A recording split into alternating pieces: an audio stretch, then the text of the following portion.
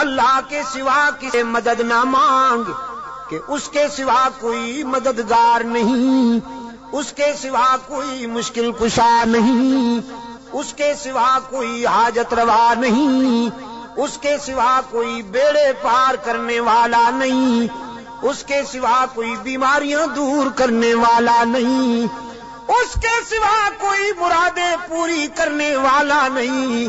جب مانگنا ہو تو اسی سے مانگ، جب رونا ہو تو اسی کے در پہ آنسو بہا، جب دامن پھیلانا ہو تو اسی کے در پہ دامن پھیلا۔ وعدہ پورا کرنا، ایاک نعبد و ایاک نستعین، ہم تیری ہی عبادت کرتے ہیں اور جزاک اللہ، ہم تجھ سے ہی مدد مانگتے ہیں اور مانگتے رہیں گے۔ سیدہ عائشہ صدیقہ رضی اللہ تعالی عنہا نے بھی اللہ کے حضور اشک بہائے، اسی کو دل کی بات سنائی۔ الہ العالمین، منافقین نے میرے خلاف جھوٹے الزامات عائد کیے ہیں، میری کردار کشی کی مہم چلا رکھی ہے۔ اگرچہ یہ بات نئی تو نہیں، مجھ سے پہلے بھی معصوموں کے خلاف یہ پراپگنڈا ہوتا رہا، لیکن جب موسیٰ پر الزام لگا تو نے ان کی برات کا اہتمام کیا، جب یوسف پر الزام لگا تو نے ان کی برات کا بھی اہتمام کیا، جب مریم پر الزام لگا تو نے ان کی برات کا بھی اہتمام کیا۔ میرے معبود، آج تیرے محبوب کی عائشہ اشک بار آئی ہے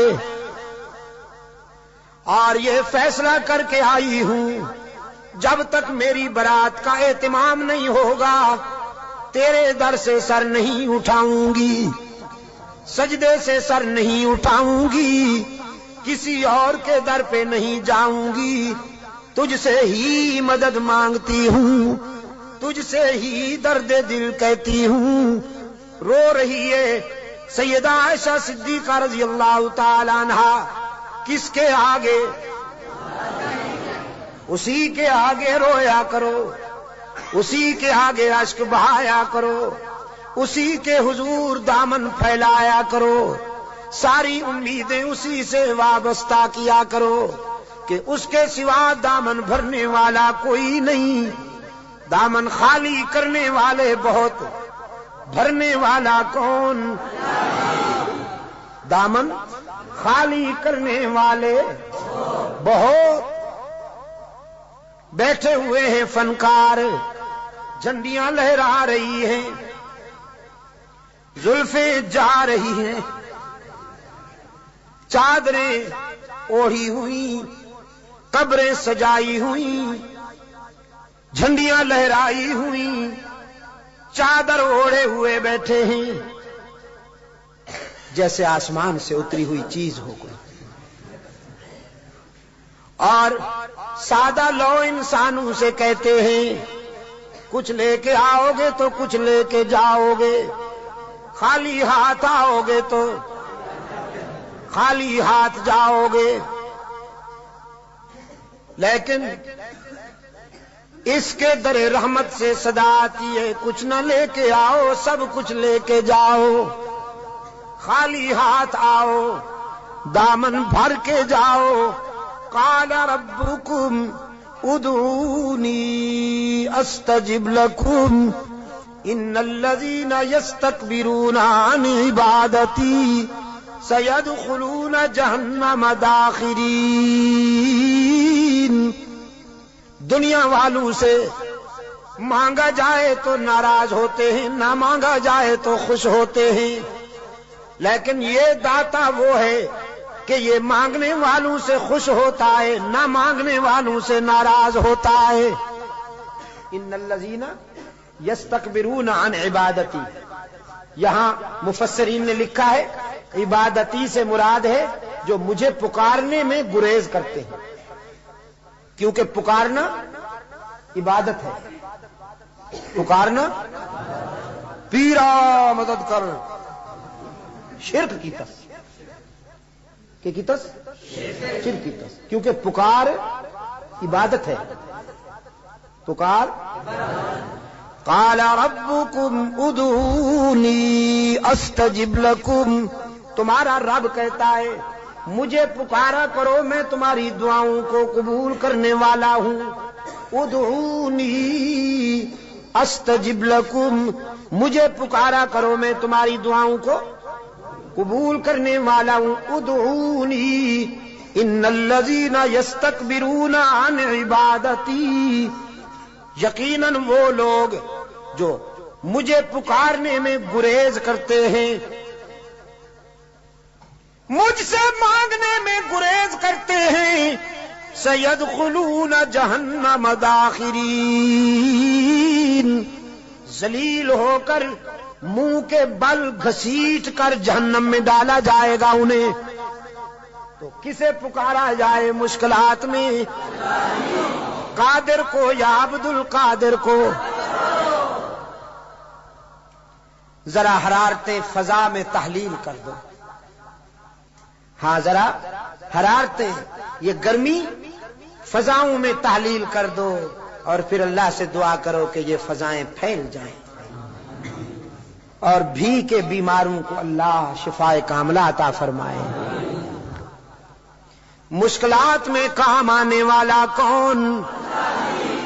روشن ضمیر نے کہا نہ مجھو از غیر حق یاری، کہ لا فتح الا ہو، یقین دانم دری عالم، کہ لا مسجود الا ہو،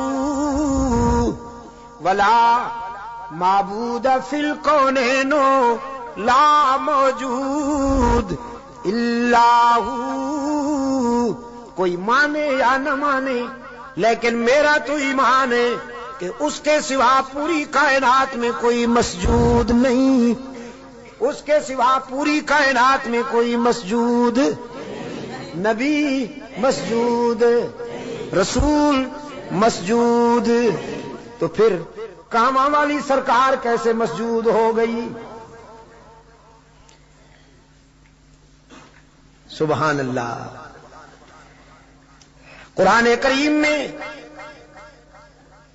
جگہ جگہ پر فکر انسانی کو متوجہ کیا گیا ہے کہ نیاز مندیاں، اپنی جبین کی نیاز مندیاں اللہ کے لیے وقف کرنی ہوں گی۔ فرمایا لعن اللہ الیہود والنصارى، اللہ کے رسول صلی اللہ علیہ وسلم نے فرمایا یہودیوں پر، نصرانیوں پر اللہ کی لعنت۔ کیوں؟ اتخذوا قبور انبیائہم مساجدا، کہ انہوں نے نبیوں کی قبروں کو سجدہ گاہ بنا دیا۔ نبی کی شان زیادہ ہوتی ہے یا ولی کی؟ نبی کی شان زیادہ ہے نا ولی سے۔ جو نبیوں کی قبروں کا سجدہ کرے ان پر تو اللہ کے رسول نے لعنت بھیجی ہے، اور جو ولیوں کی قبروں کو سجدہ گاہ بنا لے ان پر، ہاں جزاک اللہ، یہی بات ہے، یہ عاشق بنے پھرتے ہیں۔ نبیوں اور رسولوں کی قبروں پر سجدہ کرنے والے ملعون، تو ولیوں کی قبروں پر سجدہ کرنے والے ڈبل ملعون۔ ڈبل ملعون نا؟ ڈب، اچھا ٹربل۔ انسانی جبین کی عاجزیوں کے لیے حقیقی مسجود کون؟ ہر جگہ موجود کون؟ معبود کون؟ کارساز و دستگیر کون؟ حاجت روا و مشکل کشا کون؟ سیدہ عائشہ صدیقہ رضی اللہ تعالی عنہا نے آنسو بہائے ہیں اللہ کے در پر، درد دل سنایا ہے علیم بذات الصدور کو۔ سورہ نور آئی، قلب رسول پر وحی کی صداقت چمکی، فرمایا الخبیثات للخبیثین والخبیثون للخبیثات والطیبات للطیبین والطیبون للطیبات اولئک مبرؤون مما یقولون لهم مغفرۃ ورزق کریم. پاک باز بیویاں پاک باز شوہروں کے لیے، گندی بیویاں گندے شوہروں کے لیے، پاک باز شوہر پاک باز بیویوں کے لیے، گندے شوہر گندی بیویوں کے لیے قرآن ہے. آپ سمجھے کہ نہیں؟